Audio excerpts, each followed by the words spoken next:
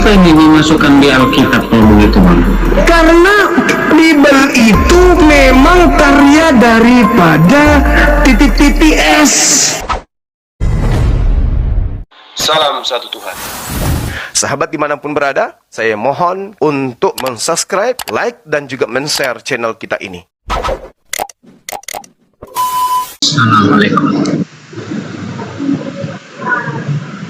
Assalamualaikum. Waalaikum. Silakan buka kamera dari sekte mana? Sekte tutup panci. Di belakang betul-betul banyak panci. Iya, aku kan koki, Bang, koki. Oh, koki. Ya, gimana kabar hari ini? Alhamdulillah baik. Alhamdulillah baik. Alhamdulillah. Apa judul kita, Bang? Ini Jumat Agung salah arah. Agung. Apakah salah arah? Atau pasca salah arah? Kenapa Ya. Jumat Agungnya Sabtu Sucinya tidak diambil? Benar. Apanya? Sabat? Sabtu Hari Sucinya. Besok Sabtu itu kan. Sucinya. Kan besok, Ya. besok. Iya, satu kali aja salah gitu kan, lebih bagus. Kalau begini kan berarti orang lain menganggapnya yang lainnya benar kan? Oh gitu ya. Kenapa Pinter bukan juga. pasca? Pinter juga abang ini ya. Ya kalau Jumat Agung itu kan Maksudnya biar lengkap lah penderitaan kami kan begitu. masalah generasi hancur. Maksudnya gini loh, kalau Jumat Agung ini salah arah, artinya ada sesuatu yang tidak beres pada tragedi kejadian. Kalau saudara kami Kristen mengagung-agungkan hari di mana Yesus itu disalibkan, berarti saudara kami ya mengagungkan mereka yang menyalib Yesus. Padahal Yesus ini kan disalib sama orang yang membenci. Berarti mengagungkan orang yang membenci Yesus. Siapa yang membenci, Bang? Kita kan tidak membenci, Bang. Yang menyalib Yesus itu kan yang membenci Yesus. Orang itu kan sudah tidak ikut pasca sekarang kan mereka udah Iya. mati. Maksudnya orang yang menyalib Yesus kan orang yang membenci Yesus kan? Iya, sepakat. Dan itu terjadi di hari ini kan? Iya. Nah, Jumat Agung. yang diperingati orang Kristen dengan mengatakan hari ini adalah hari agung, yang diperingatinya adalah keagungan daripada pelaku penyalib-penyalib ini yang begitu besar jasanya sehingga Yesus disalib yang berdampak kepada keselamatan orang Kristen, sehingga ketika nanti di surga orang Kristen semuanya menjadi mempelai wanita. Jadi kalau tentang pendapat itu, Bang, nah itu ada beberapa kelompok seperti kelompok satu, nah, seperti pendapat yang Bang Juma jelaskan, toh mengagungkan orang-orang yang disalib. Tapi Yang ada menyalib. kelompok lain yang menyalib, toh, Ya. yang menyalib Yesus. Tapi ada kelompok lain yang saya dengar, mereka mengagungkan itu orang yang salib Yesus. Mengagungkan Karena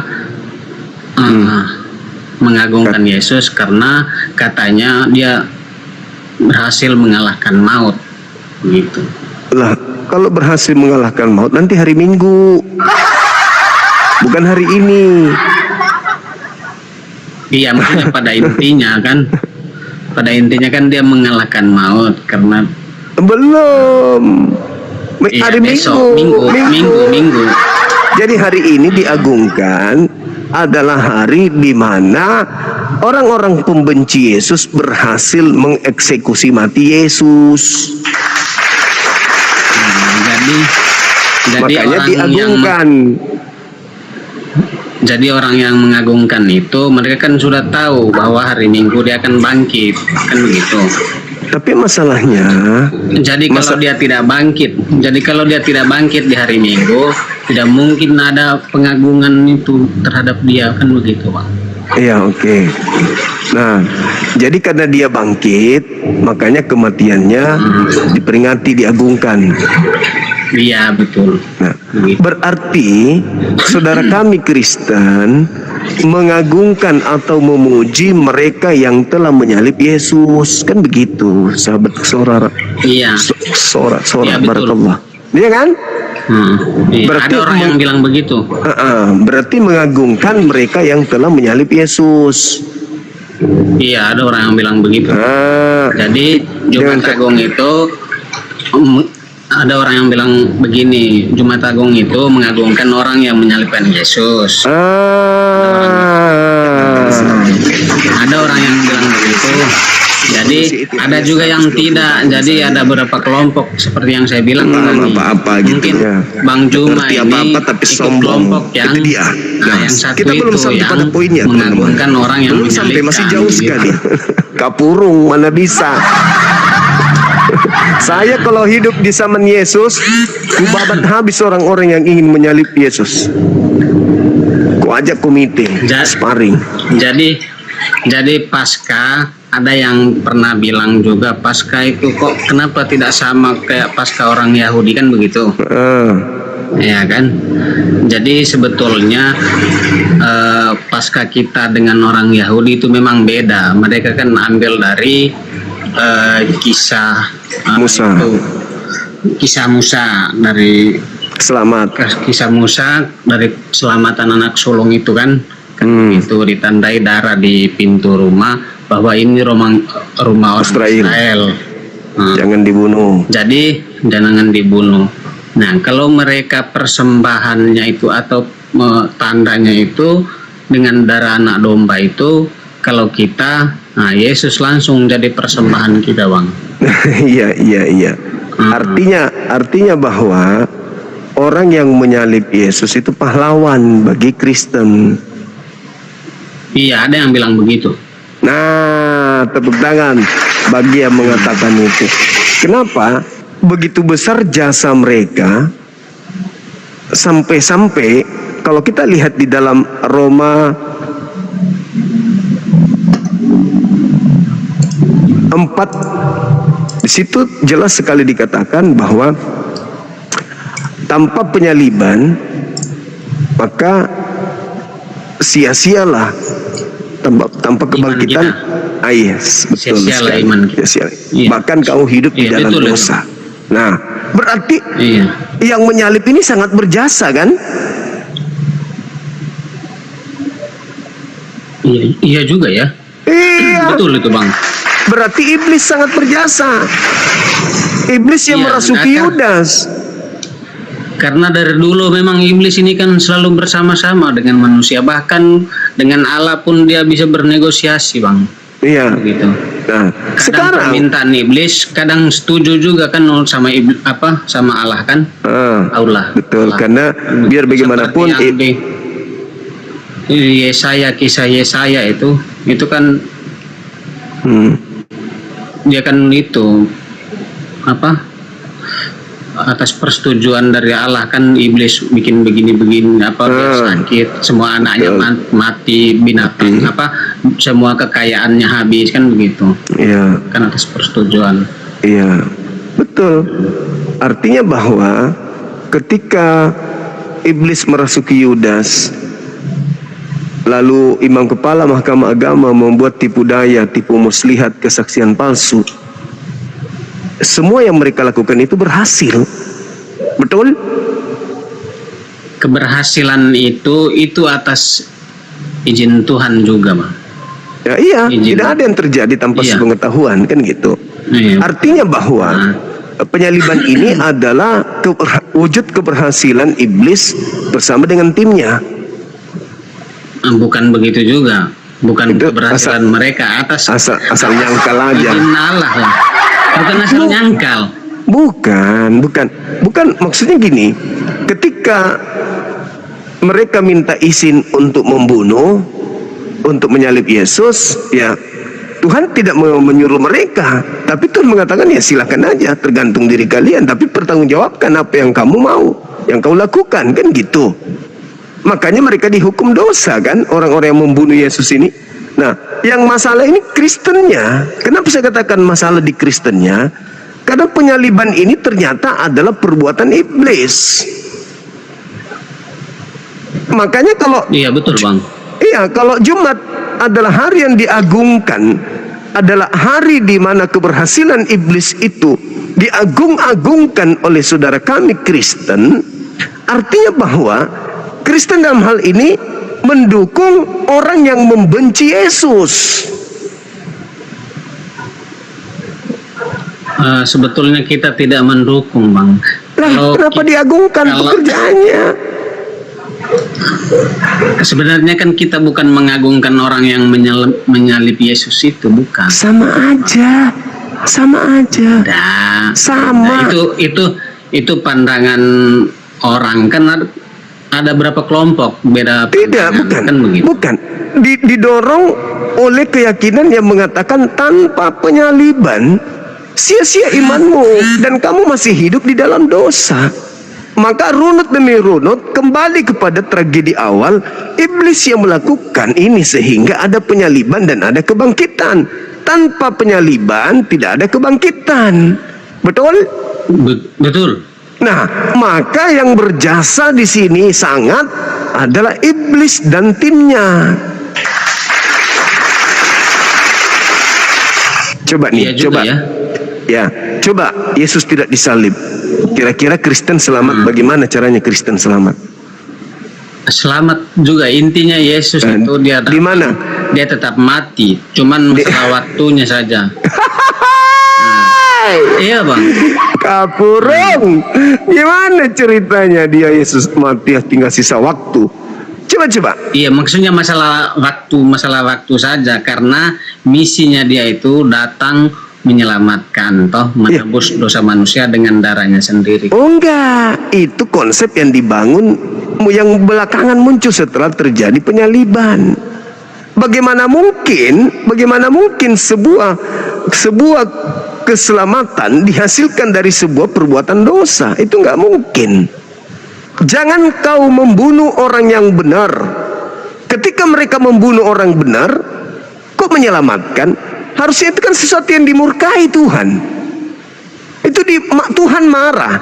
Sekarang begini, ada orang, Tuhan mengatakan jangan kau bunuh Adam karena dia adalah orang benar. Ketika ada orang yang membunuh saudara Adam, Tuhan marah dong, karena melanggar perintah Tuhan. Jangan kau bunuh. Betul. Betul. Sekarang Tuhan murka kepada pembunuhnya.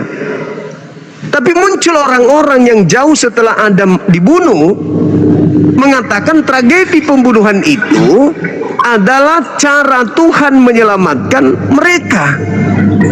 Kok bisa? Kan begini bang, semua yang terjadi kan itu kan atas kehendak Tuhan, ya kan? Yesus Bukan. Semua terjadi atas izin, atas pengetahuan. Bukan izin. Masa Tuhan mengizinkan? Izin lah. Kalau mengizinkan itu yang diridhoi berarti. Itu yang di saya.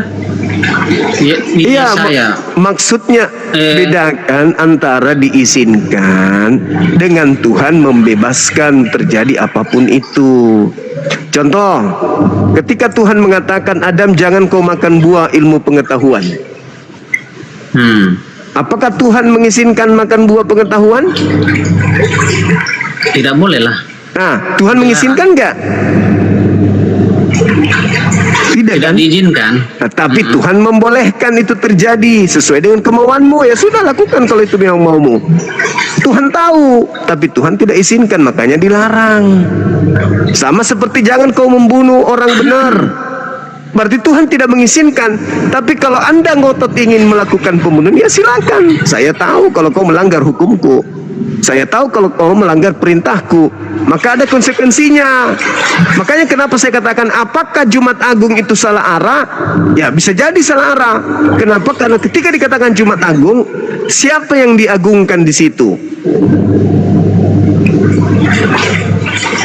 Yesuslah yang diagungkan. Kenapa bisa Yesus diagungkan? Karena dia sudah penggenapan firman nabi-nabi sebelumnya bahwa dia akan disalib, dia mati, bajunya dikoyak-koyak kan begitu. Kan ada. Nah, itu konsep yang disusun. Itu konsep yang disusun. Bukan, ada. Itu Kan konsep ada yang itu, Bang. itu konsep yang Di Alkitab disusun. kan ada. Iya, itu konsep yang disusun oleh orang-orang Kristen demi untuk memberikan legitimasi, legalitas terhadap kematian Yesus itu sebagai sesuatu jalan kebenaran. Nah, Berarti ayat itu Bang Juma bilang ditambah dari belakang, begitu? bukan ditambah dari belakang, tapi dalil-dalil itu diadakan untuk menjual Yesus kepada orang-orang non-Yahudi agar dianggap sebagai penebus dosa mereka. Nah, coba tolong di mana dalilnya di kitabnya Yahudi menebus dosa dengan menggunakan darah manusia atau darah Tuhan? Ada enggak? Di Yahudi kan memang tidak ada, paling darah binatang. Makanya aku bilang Kristen memanfaatkan situasi itu dengan mencocok-cocokkan keadaan yang ada, menambahkan, membuat sebuah dalil-dalil lalu mencocok-cocokkan dengan dalil yang ada di dalam kitabnya orang Yahudi. Sekarang permasalahannya adalah Tuhannya orang Yahudi mau nggak Yesus disalib? Itu dulu. Tuhannya orang Yahudi Mau nggak Yesus disalib? ya maulah. Mana dalilnya? Kalau Tuhannya orang Yahudi kan, Mau nggak Yesus disalib? maulah. Mana dalilnya? Kena di sini dia, kena stroke. Mana dalilnya? Tuhannya Yahudi mau Yesus disalib? Ini kekosongan yang tidak pernah diisi oleh pihak Kristen. Silakan. Wahyu Bang, Wahyu. Abang pernah baca semua Wahyu. Tunggu dulu.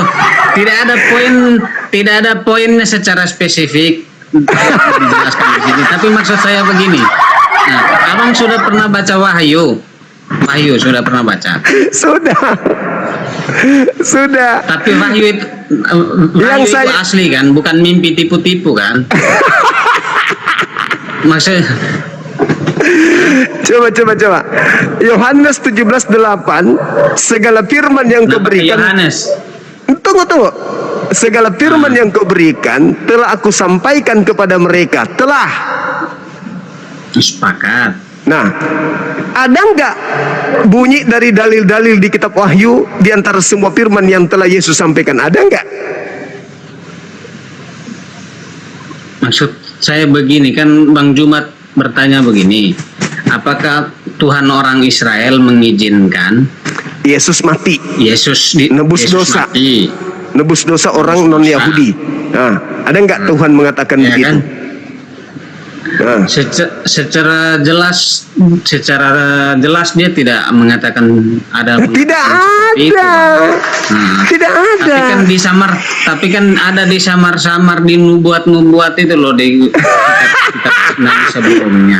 Inilah yang saya katakan, orang di luar Yahudi yang menggunakan kitab terjemahan milik Yahudi mencocok-cocokkan dengan pola keagamaannya dengan mengambil Yesus itu sebagai tumbal untuk dosa-dosa mereka. Iya. Ada nggak Tuhannya Yahudi? Nah, iya betul. Ada nggak Tuhan Yahudi menebus dosa dengan menggunakan darah manusia? Ada nggak? Tidak ada.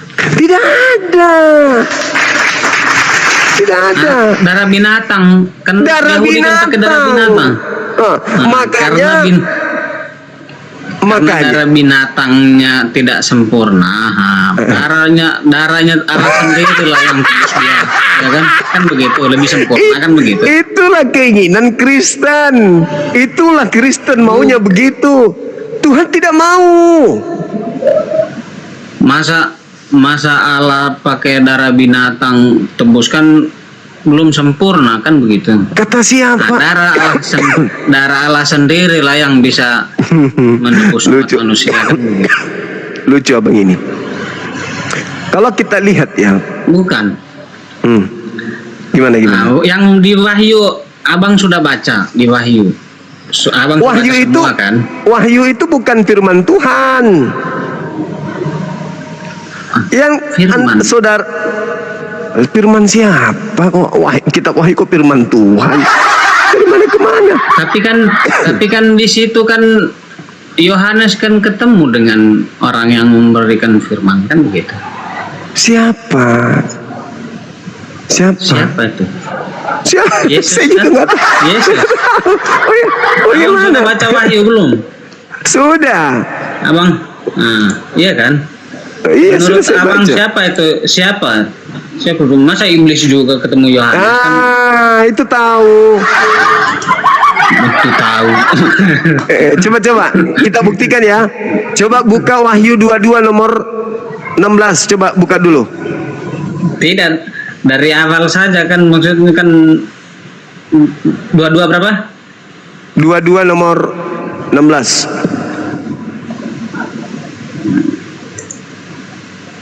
22:16. Iya. Dan di tangan-tangannya ia memegang 7 bintang, dan dari mulutnya keluar sebilah pedang. Itu siapa itu? Bermata 2 dan Itu siapa? Siapa itu, Bang? ini Siapa itu? dan Itu Tuhan? Iya. Serius? Itu siapa yang diceritakan di situ? Ini kan harus baca keseluruhan ini Bang, ayat ini Bang. Coba di Wahyu Baru dua-duanya. baru bisa dipaham. Wahyu 22. Iya. 22 16. 16. Apa katanya? Aku Yesus. Yesus Ya. telah mengutus malaikatku untuk memberi kesaksian tentang semua ini kepadamu, jemaat. Aku adalah Tunas, yaitu keturunan Daud, bintang timur yang gilang gemilang. Bintang timur kan? Coba. Jadi orang timur dong. Dia orang Papua ke apa Bang? Itulah dulu ada tentang apa?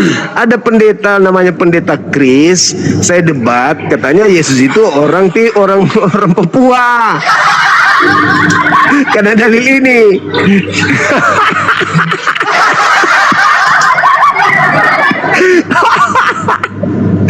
Coba dibaca Yesaya 14 Yesaya 14. nomor 12 sampai 15.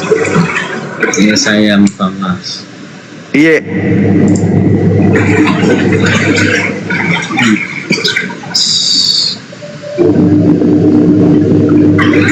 Dua 12 sampai 15. Iya.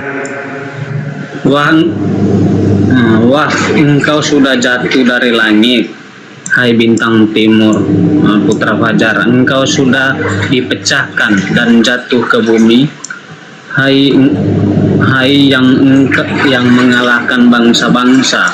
Engkau yang tadinya berkata dalam hatimu, aku hendak naik ke langit, aku hendak mendirikan tahtaku mengatasi bintang-bintang Allah, dan aku hendak duduk di atas bukit pertemuan jauh dari sebelah utara. Aku hendak naik mengatas ketinggian awan-awan, hendak menyamai yang maha tinggi. Sebaiknya ke dalam dunia orang mati engkau diturunkan ke tempat yang paling dalam, di liang kubur. Itu siapa itu? Siapa itu yang ingin menyamai Tuhan yang maha tinggi? Bintang timur itu siapa? Yesus. Yang ingin serius? Yang ingin menyamai pencipta siapa itu? Masa iya dia? Siapa itu? Ayat apa ini? Itu siapa? Ya, sang bintang timur itu siapa menurut Yahudi? Coba. Siapa sang bintang timur menurut Yahudi? Bintang timur, iblis. Iblis. Iblis bintang timur. Iya, itu Lucifer itu. Itu Lucifer itu, sang bintang timur. Aku hendak naik ke langit, hendak mendirikan tahtaku mengatasi bintang-bintang Tuhan, dan aku hendak duduk di atas bukit pertemuan, katanya. Ini jelas jauh di sebelah utara, artinya ketika di Wahyu 22 nomor 16 bagian utara itu ada makhluk yang datang mengaku sebagai Yesus. Aku hendak naik mengatasi ketinggian awan-awan, hendak menyamai yang maha tinggi. Itu siapa? Iblis. Allah. Hendak menyamai, yang mau menyamai Tuhan itu siapa? Oh, iblis. Iblis. Berhasil tidak sekarang ini iblis menyamai yang maha tinggi melalui Kristen? Berhasil nggak? Nggak berhasil lah. Kok melalui Kristen? Ada yang menjadi Tuhan di atas muka bumi ini selain Elohim. Ada sang bintang timur yang disembah oleh orang Kristen hari ini. Nah, siapa dia, Bang? Itulah yang Anda baca di Wahyu 22:16. Aku hendak menyamai yang maha tinggi. Maka ketika Yesus terangkat ke langit, dia yang ingin menyamai Tuhan, memakai nama Yesus untuk didudukkan sebagai Tuhan. Makanya sebelum terjadi, Yesus mengatakan apa kepada orang Yahudi? Waspadalah kepada iblis yang datang kepadamu memakai namaku, dan dia akan menyesatkan banyak orang. Sederhananya, hari Minggu kalian ke gereja menyembah sosok yang bernama Yesus, itu perintah siapa? Perintah Yesus sendirilah. Di mana Yesus perintahkan itu? Akulah Yesus. Di Wahyu.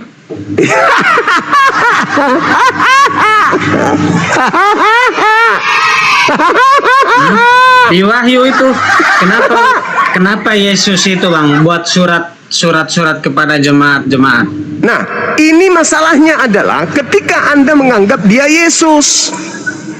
Kutanya dulu. Terus dia siapa? Dia Yesus lah. Wahyu 22 nomor 16 yang ketemu tadi. Yohanes. Wahyu 22:16 tadi siapa? Yesus kan? Iya, Yesus. Ngaku bintang timur nggak?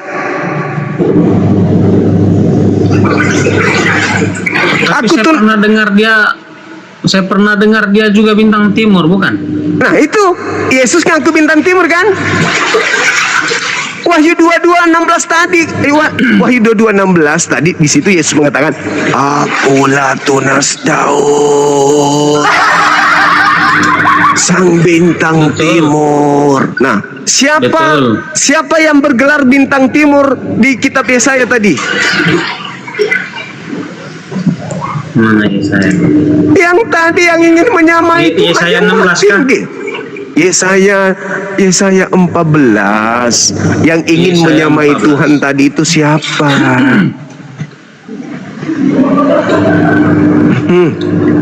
Wah, engkau sudah jatuh dari langit, bintang timur putra fajar. Kau sudah dipecahkan dan jatuh ke bumi. Hai yang mengalahkan bangsa-bangsa. Kan begitu. Iya, dia iblis ini mengalahkan bangsa-bangsa, memang betul. Tadinya berkata dalam hatimu, aku hendak naik ke langit, aku hendak mendirikan tahtaku, mengatasi bintang-bintang Allah. Ya ini iblis. Iblis, gelarnya apa? Bintang timur. Bintang timur. Siapa yang datang? Bintang timur di sini. Ah. Bintang timur di sini beda dengan bintang timur di. Kenapa disama-samakan? Lalu jauh lah. Oke. Ketika Yesus melakukan penginjilan, pernah nggak Yesus mengaku bintang timur? Waktu Yesus lahir kan Waktu Yesus datang mengajar di tengah-tengah Bani Israel, pernah nggak Yesus terlontar dari mulutnya, "Aku adalah bintang timur"? tidak. Tidak pernah. Yesus tidak pernah mengaku bintang timur. Karena bintang timur itu iblis. Berarti kalau begini ceritanya, apa yang ada di Wahyu ini batal begitu? Bukan batal. Itu bukan ajaran Yesus, tapi itu ajaran bintang timur.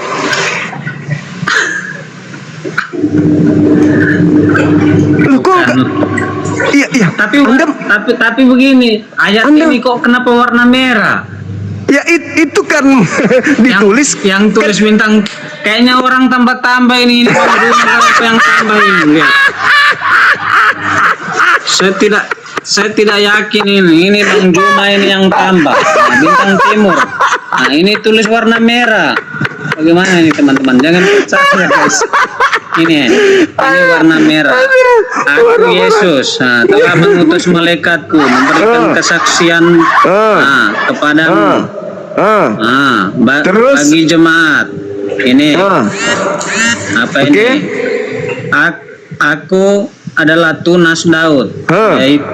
Tunas Daud, bintang timur. Ini warna merah ini. Siapa yang tambahkan ini?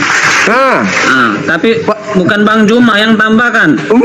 Bukan. Ini merah-merah ini, lihat. Saya ragu ini, makanya saya tidak percaya ini. Kenapa warna merah ini? Karena sejatinya itu adalah yang berkata di situ sejatinya bukan Yesus kan? Iya kan? Iya, yang sejatinya yang berkata bintang timur itu bukan Yesus kan? Tapi kalau saya tidak salah ingat, ada kata-kata bintang timur juga untuk dia. Itu yang itu yang di Yesaya tadi. Yesaya itu iblis. Sekarang pernah nggak Yesus mengajarkan muridnya kalau dia adalah bintang timur? Coba saya lihat. Saudara Adam, dengarkan saya.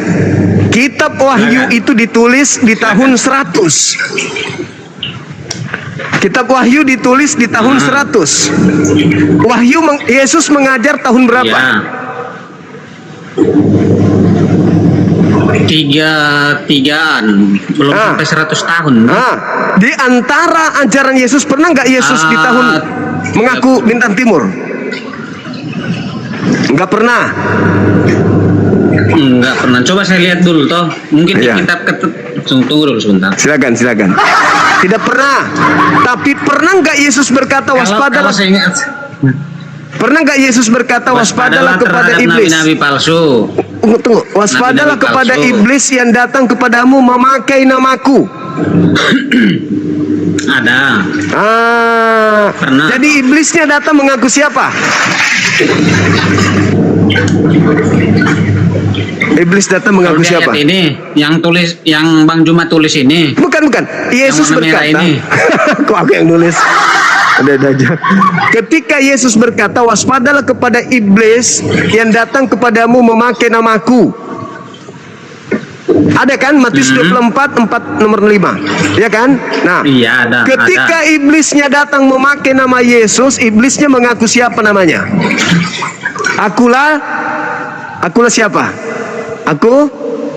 Iblisnya datang memakai nama Yesus, maka iblisnya mengaku siapa? Aku adalah bintang timur, bukan? Dia memakai namaku. Aku adalah. Belum saya baca ayatnya, Bang.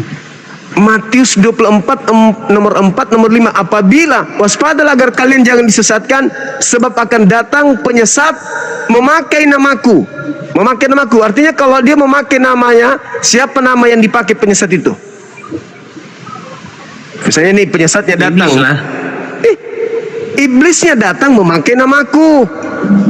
Maka iblisnya memakai Matius nama berapa? siapa? Matius berapa, Bang? Matius 24 nomor 4 24 nomor 4. nomor 5.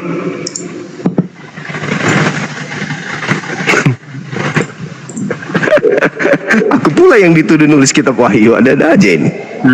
Matius 24:5. Nomor 5, sebab banyak orang yang akan datang dengan memakai namaku dan berkata, Akulah Mesias, Nah, dan mereka akan menyesatkan banyak orang. Sekarang penyesatnya datang. Ketika penyesatnya datang, menurut data itu dia memakai nama siapa? Nama Yesus. Berarti penyesatnya datang memakai nama Yesus Kristus. Yang tadi mengaku bintang timur memakai nama siapa? Tapi ini tulisan warna merah, Bang. Kenapa? Yang mana? Ini? Yang mana? Ini yang Akulah Bintang Timur ini. Dengarkan. Tulisan warna merah ini. Dengarkan. Ketika penyesatnya datang memakai namanya, dia datang kepada penulisnya. Penulisnya menganggap itu Yesus. Betul? Padahal Yesus Ya. atau bukan Yesus? Memakai namaku. Memakai namaku. Kenapa ini dimasukkan di Alkitab kalau begitu, Bang? Karena Bible itu memang karya daripada S. Orang-orang itu dipakai untuk menyesatkan banyak orang. Makanya kitab saudara di mana-mana itu tujuannya apa? Memurtadkan orang dari agamanya untuk masuk ke dalam agama yang mereka bawa. Bukan cuman yang tertulis di dalam Bible, tapi yang termasuk penulisnya, termasuk yang menerjemahkan, termasuk yang menyebarkan, itu adalah timnya dia. Satu tim, termasuk Anda, timnya juga. Tapi Anda sudah mulai ada sedikit sadar. Mudah-mudahan Anda bisa keluar dari lingkaran timnya itu. Berarti Bang Juma berkesimpulan, ya kan? Yang di kitab Wahyu ini dari iblis, begitu kesimpulannya, Bang Juma. Mari saya buktikan. Saya buktikan ya. Yohanes 17 nomor 8. Yesus ucapkan kalimat itu di tahun 30, diperkirakan sampai tahun 33. Segala firman yang Bapa berikan kepadaku telah aku sampaikan seluruhnya,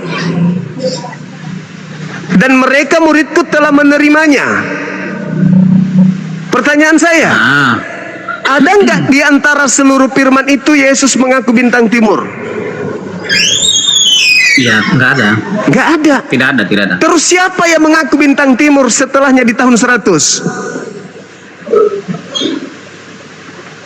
Kan Yesus sudah tamatkan ajarannya. Semua telah disampaikan dan muridnya sudah menerimanya. Dan di antara seluruh firman yang disampaikan Yesus tidak ada firman mengaku akulah bintang timur. Nggak ada.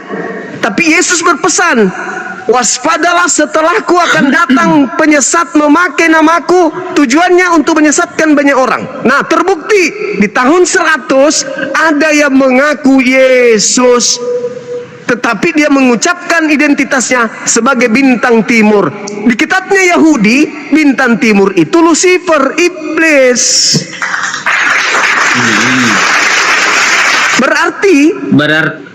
Berarti kesimpulannya apa yang ada di Wahyu ini semua salah, begitu? Sibilisisis. Sekarang pertanyaan saya kepada abang ini, orang Yahudi coba. memakai nggak kitab Wahyu? Tidak. Tidak.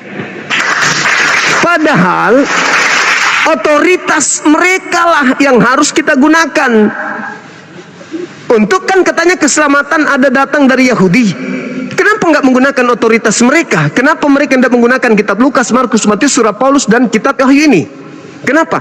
Karena mereka paham betul itu bukan firman Tuhan.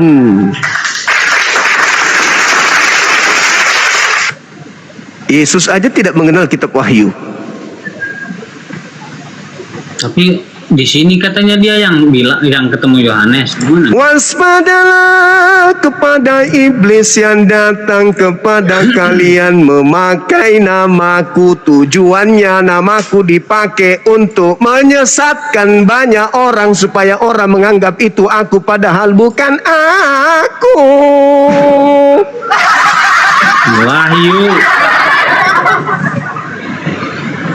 Wahyu. Masa semua palsu sini, Bang? Loh, saya bilang Abang asli. bukan tipu saya kan? Enggak, saya bilang asli. Itu kitabmu asli. Asli terjemahan dari catatan orang yang kita tidak kenal, yang katanya menulis di Pulau Patmos, yang diterjemahkan ke dalam bahasa Indonesia. Itu asli. Tetapi asli juga bukan firman Tuhan. Asli itu. Kitab Anda itu siapa bilang palsu? Saya yang nantang sendiri kalau ada yang mengatakan palsu. Itu asli. Asli bukan firman Tuhan. Ini aja dia bilang kedatangan Yesus. Katanya. Matanya merah, Bisa. rambutnya pirang. Bisa juga palsu ada di Alkitab. Mana pula ini?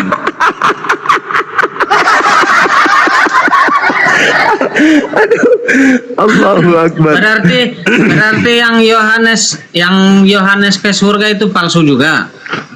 Yohanes ke surga di mana itu ya? Yohanes ke surga. Di mana Yang di dalilnya? Wahyu ini yang dia diajak itu yang ketemu 12 suku-suku. Toh ada binatang, ada anak domba. Adalah di Wahyu. Penglihatan. Iya, penglihatan itu kan rohnya kan dibawa ke sana kan? Bukan, itu nubuat yang akan terjadi. Iya. Berarti kan penglihatan itu iblis yang kasih lihat dia gitu. Resikonya Anda harus tanggung. Intinya ucapan Yesus itu hanya ada di sampai tahun 30 atau 33 lah. Di luar setelah itu bukan ucapan Yesus. Tapi kalau dia berarti yang ketemu muridnya itu setelah dia hari apa? Kematian kebangkitan bukan Yesus. Bukan. Yang ditangkap aja bukan. Apalagi yang dikubur, apalagi yang bangkit, apalagi yang datang kepada Paulus, apalagi di Pulau Patmos, apalagi yang disembah di gereja, itu bukan. Bang Juma bukan tipu saya kan? Coba kita buktikan. Menipu itu dosa loh Bang Juma. Kita buktikan ya. Wahyu ini. Coba kita buktikan dulu. Kita buktikan sederhana. Tenangkan diri Anda. Coba yang lain lagi. Iya, tenangkan diri Anda dulu. Maksudnya jangan yang ambil ayat yang warna merah yang Abang Juma tulis inilah, yang lain yang warna hitam lah, coba satu. Tenangkan diri Anda dulu. Matius 24 nomor 4 nomor 5. Mereka akan menyesatkan banyak orang memakai nama Yesus Kristus. Penyesat itu menyesatkan banyak orang dengan memakai nama Yesus Kristus. Pertanyaan saya, mana orang banyak yang disesatkan dalam nama Yesus? Jawab.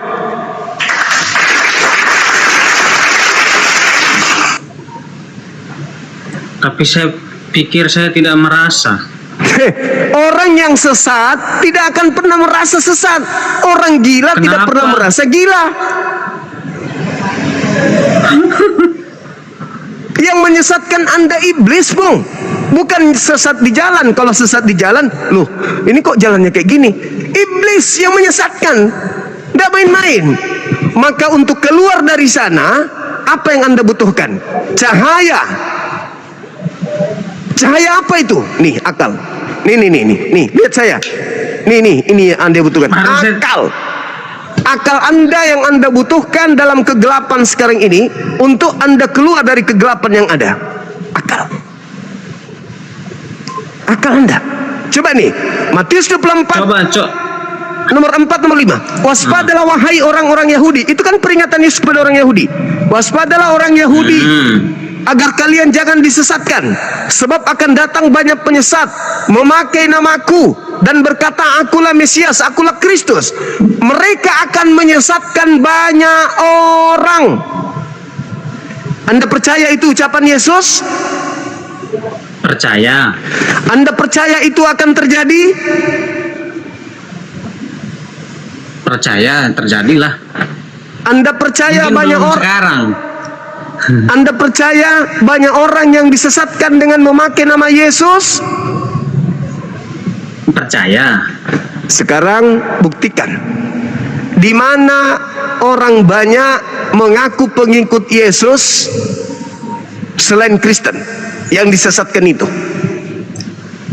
Kalau bukan Kristen, lalu siapa pengikut Kristus yang disesatkan itu?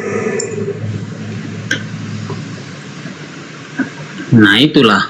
Nah, mana? Tapi saya Islam tidak mungkin. Merasa. Nah, itulah Anda tidak merasa. Padahal sudah beberapa. Saya tidak merasa tersesat. Sesat tidak itu seperti apa? Coba. Pertama, Anda menyembah Yesus. Anda makan babi? Tapi dia baik. Ya. Makan babi terlalu jauh lah. Anda tidak disunat? Iya. Anda ibadah minggu? Ibadah lah. Ibadah kan boleh kau. Nah, menyembah Yesus dan itu semua yang kusebutkan tadi, ada nggak Yesus ajarkan? Berdoa. Enggak, ada nggak Yesus ajarkan untuk menjadi Kristen? Kalau Kristen menjadi Katolik. Tapi dia ada nggak? Ada nggak Yesus mengajarkan untuk menjadi Katolik? Tapi Yesus menyuruh Paulus mendirikan gereja, Petrus. Gereja yang dimaksud di situ sebenarnya bukan gereja. Coba Anda baca bahasa aslinya. Di situ nggak ada gereja. Di atas batu karang inilah engkau mendirikan jemaatku. Bukan gereja. Kenapa gereja? Biasa kan sama. Gereja itu kan cuman tempat perkumpulan aja, Bang.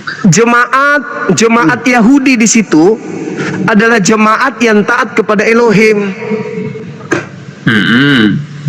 Yang taat kepada Elohim bersunat atau tidak bersunat? Orang Yahudi pun tidak taat amat, Bang. Kan iya, mereka lebih banyak dosa. Tunggu dulu, Anda baca Yesaya, Yehezkiel 44 nomor 6, nomor 7, nomor 8, nomor 9. Bisa baca? Yesaya. Yehezkiel. Yehezkiel 44.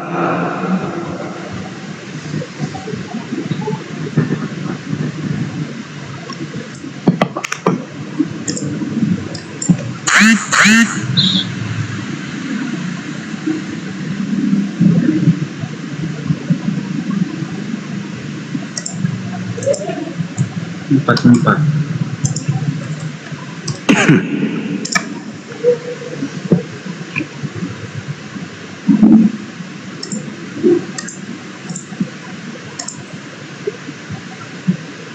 Empat berapa, Bang? 6, 7, 8, 9. Endingnya di 9. Coba dibaca. 9. Oleh sebab itu beginilah firman Tuhan Allah. Tidak seorang pun dari orang asing yang hatinya dan dagingnya tidak bersunat boleh masuk ke dalam tempat kudusku. Setiap orang asing yang di tengah-tengah orang Israel.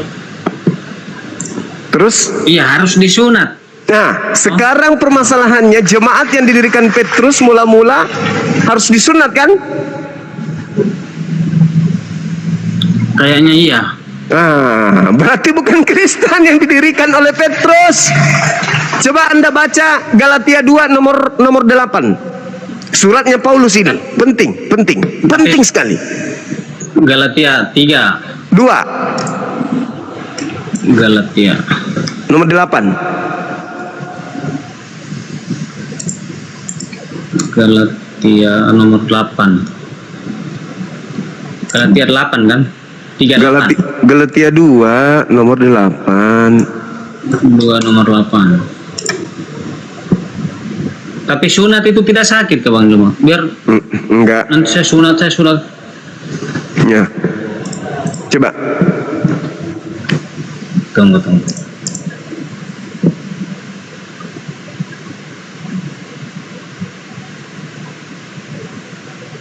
Galatia 2 nomor 8 apa bacanya? Nomor 8. Iya.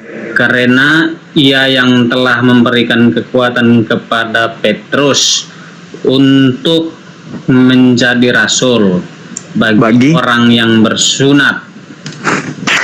Ia juga yang telah memberikan kekuatan kepadaku, Paulus, untuk orang-orang yang tidak bersunat. Tidak bersunat juga ada.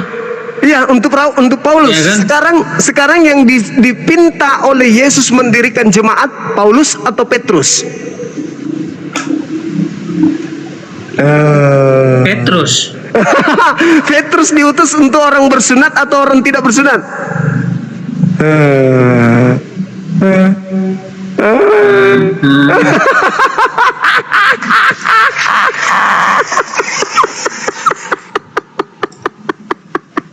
Diam.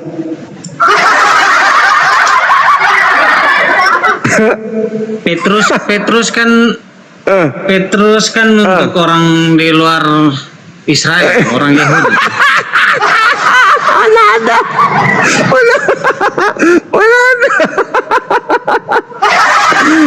Atau siapa? Paulus untuk orang non Yahudi. Galatia 1:15, coba baca. Saya pikir Petrus. Bukan. Petrus untuk orang-orang bersunat. Ini sampean kok pura-pura jadi gitu sih? Kan tadi Anda baca.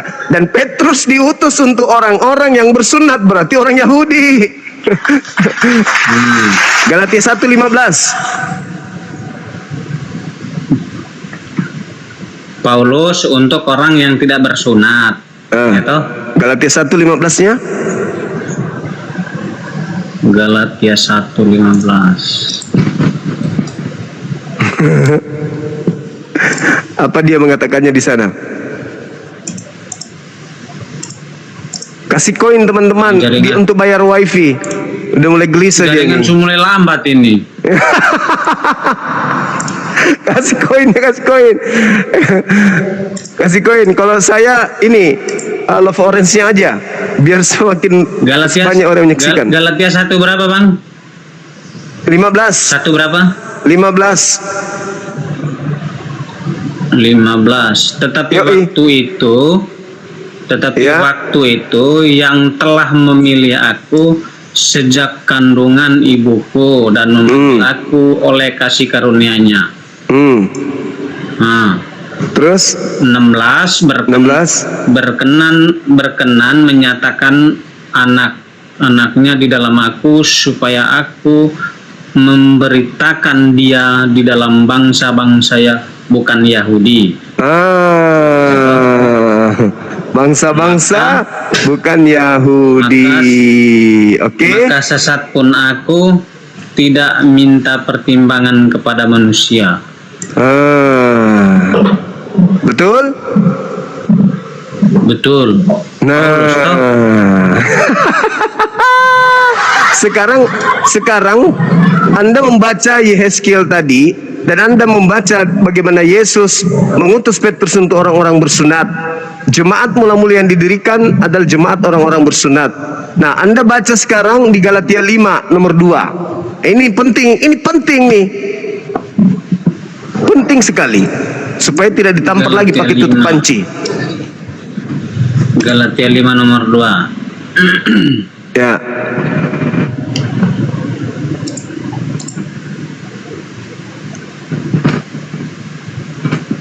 tunggu bang. Apa dia mengatakannya di sana? Belum.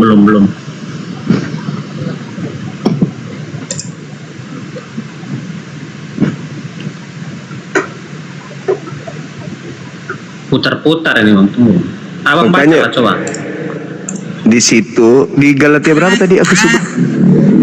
5. Barang siapa yang menyunatkan si ucoknya, maka Yesus Kristus tidak berguna baginya. Ayo. Berarti jangan sunat. Tapi Yesus mengatakan sunat, Paulus mengatakan jangan. Mana yang Anda ikuti?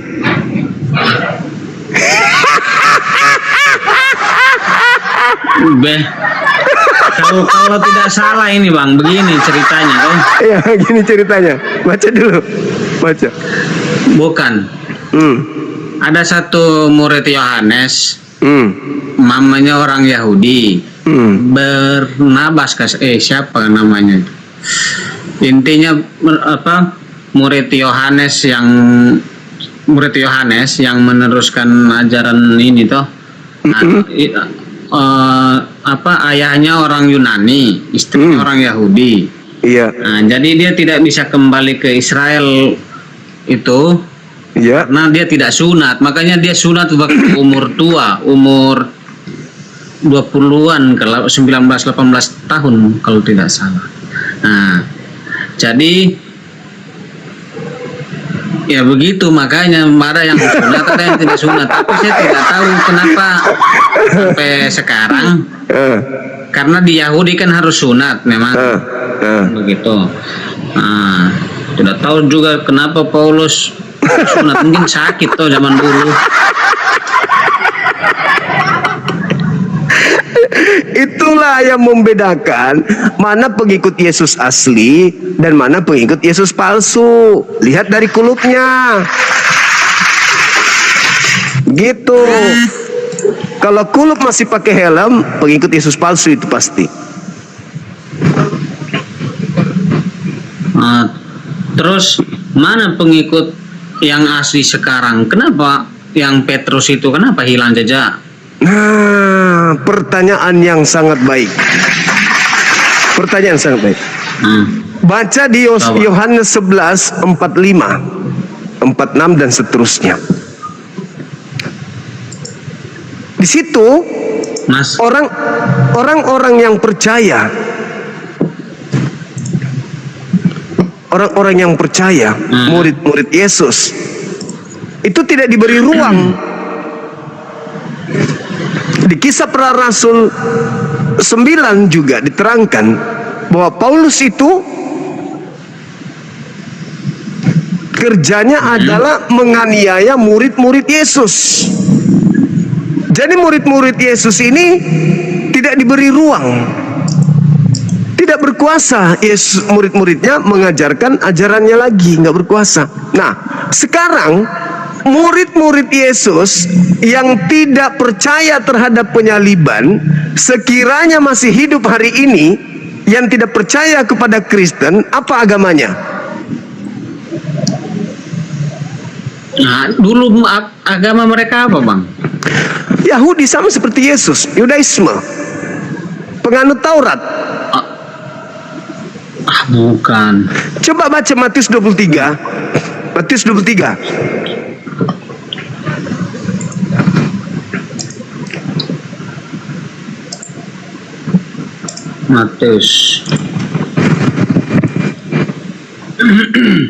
Matius 23 ya. Nomor 1.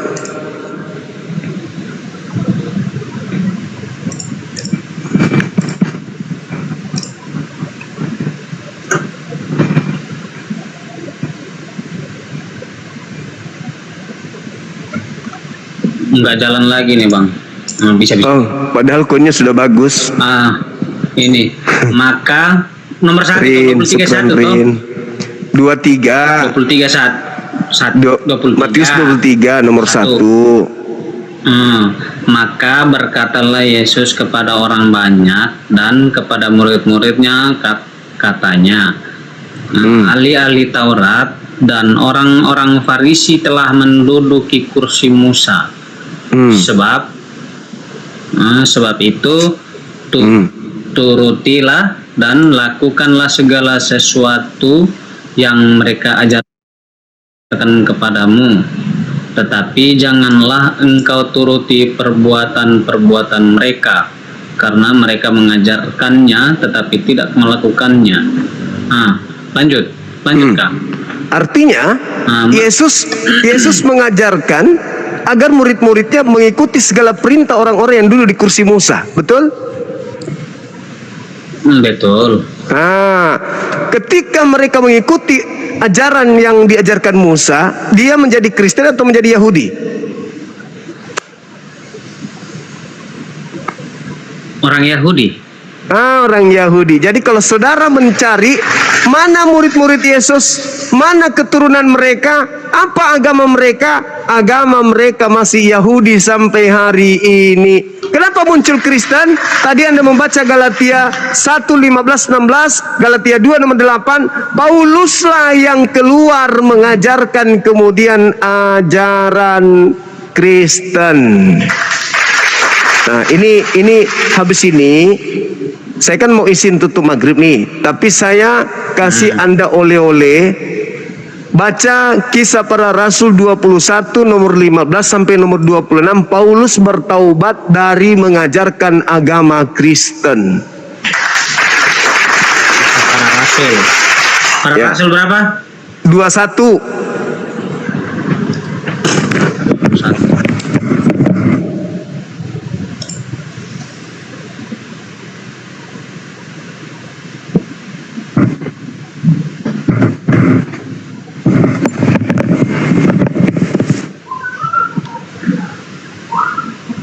nomor 15 sampai 26. Tunggu bang. Habis itu saya pamit. Lambat ini. Iya.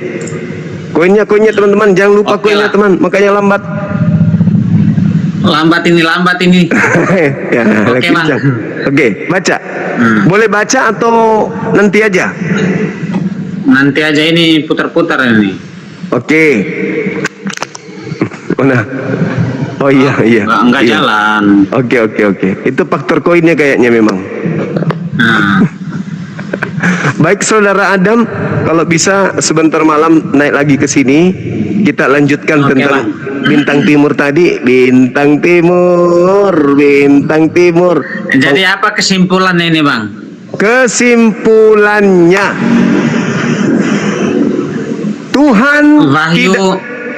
Tuhan tidak mengizinkan. Yang wahyu palsu, bukan begitu? Asli tulisan orang-orang, tapi bukan ajaran firman Tuhan Elohim, Tuhannya Yahudi. Tuhannya Yahudi tidak pernah berfirman lagi selain kepada Nabi Yesus. Setelah selesai dari Nabi Yesus, tak ada lagi di kalangan Bani Israel. Nah, kalau dikatakan itu adalah firman Tuhan, berarti Tuhannya Yahudi berfirman di Pulau Patmos. Adakah data itu? Itu nggak ada. Yang datang di sana mengaku, akulah Yesus, tunas Daud, bintang timur, bintang gilang gemilang. Menurut Yahudi, yang mengaku bintang timur itu adalah iblis. Menurut Yesus akan datang iblis memakai namanya. Jadi menurut Yesaya 14 akan datang iblisnya mengaku sebagai bintang timur. Menurut Yesus iblis akan memakai namanya, berarti iblisnya yang tadi mengaku bintang timur memakai nama Yesus. Menyesatkan banyak orang. Terbukti banyak orang hari ini yang menjadi pengikut Kristus di luar Yahudi adalah Kristen, Katolik dan seterusnya. Betul? Betul. Kalau itu semuanya salah, kenapa Allah membiarkan? Kenapa Allah membiarkan hal seperti itu? Susah dia kirim Yesus. Mau dari Al-Quran atau mau dari Bible? Coba dari Bible atau dari Al-Quran, coba. Dari Bible. Yesus mengatakan begini di Matius 15 nomor 9, percuma mereka beribadah kepadaku sedangkan pekerjaan yang mereka lakukan adalah pekerjaan manusia. Ibadah minggu perintah siapa? Manusia. Menyembah Yesus perintah manusia, tidak bersunat perintah manusia, makan babi perintah manusia, Natalan perintah manusia. Tapi yang mereka puja-puja Yesus. Percuma mereka mengibadah padaku, tetapi pekerjaan yang mereka lakukan adalah perintah manusia. Satu. Yang kedua, Matius 7, 22, 23. Pada hari terakhir nanti, tidak boleh sedikit, banyak orang akan berseru kepadaku, Tuhan, Tuhan, Tuhan, bukankah kami bernubuat pakai namamu, bermujizat pakai namamu, mengusir setan pakai namamu? Pada saat itulah aku, Yesus, akan berterus terang kepada mereka, enyahlah daripadaku, kalian semua adalah pembuat kejahatan, aku tidak mengenal kalian. Jadi kalau Anda bertanya, kenapa bisa demikian?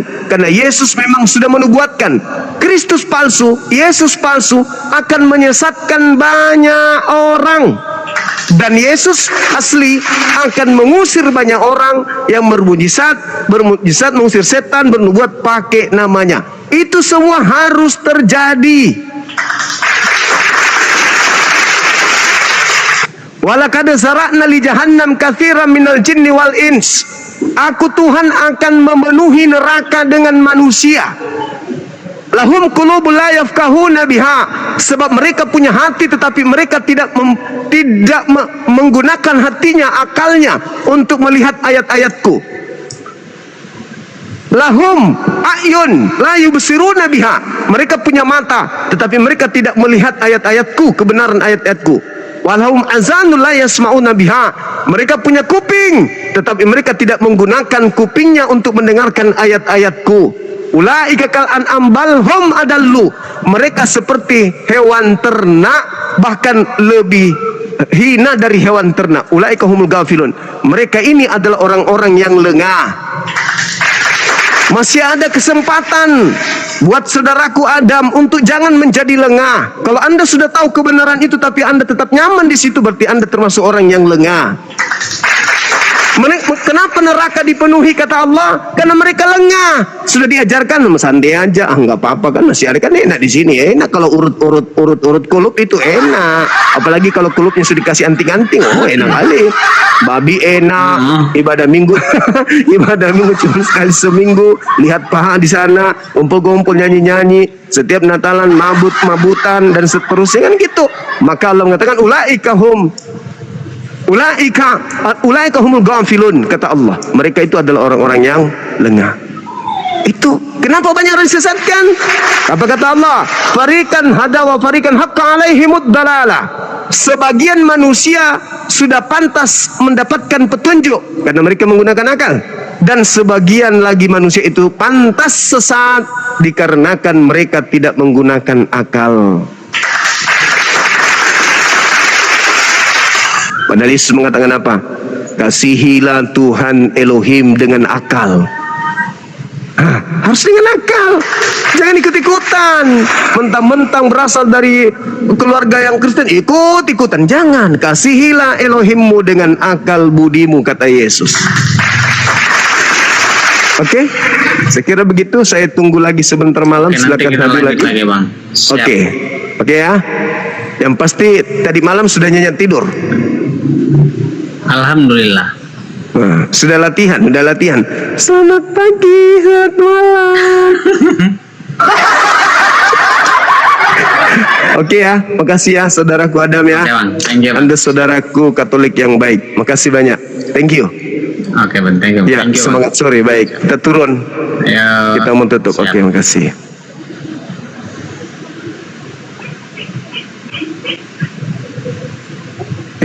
Tak balik sudah.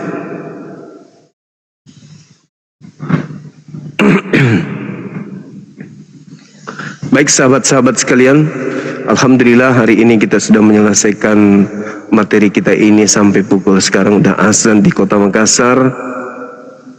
Ya, mudah-mudahan apa yang kita sajikan pada sore hari ini bisa menjadi edukasi bagi kita semuanya. Ketika ada kata yang menyakitkan atau ada kata yang membuat saudara tersinggung, saya mohon maaf yang setinggi-tingginya, itu karena keterbatasan saya sebagai manusia.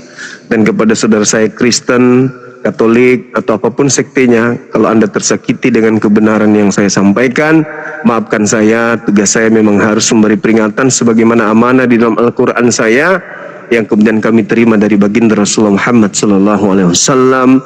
perintahnya adalah faqatilu awliya syaitan, perangilah mereka yang adalah saudara-saudaranya setan. Ini wajib dalam agama kami, jangan Anda batasi. Kalau Anda merasa tersakiti dengan hal itu, silakan hadirkan tokoh-tokoh kalian untuk menghadapi kita diskusi. Ini harus terjadi, kita harus diskusi karena agama Anda adalah agama syiar. Beritakanlah Bible kepada seluruh makhluk, jadikanlah seluruh bangsa menjadi pengikut Kristus. Itu perintah di dalam Bible. Dan kitab kami pun mengatakan ud'u ila sabili rabbika bil hikmah, serulah seluruh manusia. Jadi kami harus menyeru, sementara Anda harus menjadikan kami sebagai pengikut Kristus. Maka kita harus bertemu di meja akademik seperti ini. Kita berdiskusi elegan, data-data yang kita sajikan keras boleh keras, tapi tujuannya adalah untuk pembinaan bagaimana kita itu bisa selamat menuju kepada pencipta langit dan bumi yang telah menciptakan kita. Ingat, Kristen, Islam, Katolik, Islam, penciptanya adalah sama. Pencipta kita sama, Tuhan kita sama. Hanya ada di antara kita yang salah menyembah. Ada yang menyembah kepada ciptaan dan masih ada yang menyembah kepada pencipta. Saya kira begitu teman-teman sekalian. Kepada saudara saya yang ada di YouTube dan yang ada kemudian di TikTok, saya Bang Suma bersama tim mengucapkan banyak terima kasih dari Apologet Islam Indonesia. Mudah-mudahan apa yang saudara-saudaraku perjuangkan dari pagi, dari siang sampai sekarang itu bisa bernilai ibadah di sisi Allah Subhanahu wa taala. Saya tidak bisa kemudian membalasnya, biarlah Allah yang akan memberikan imbalan yang jauh lebih mantap, lebih hebat, lebih bagus kepada saudara-saudara, sehingga saudara bisa menjadikan hal ini amal jariah dan juga menjadi penggugur dosa-dosa kita yang lalu, sekarang dan yang akan datang. Amin amin ya rabbal alamin. Demikian saya pamit undur diri. InsyaAllah habis sisa kita jumpa lagi. Jangan kemana-mana. Subhanakallahumma bihamdi asyhadu an la ilaha illa anta astaghfiruka wa atubu ilaih. Salam tauhid, salam satu Tuhan. Jayalah Islam kita, jayalah Indonesia kita. Assalamualaikum warahmatullahi wabarakatuh.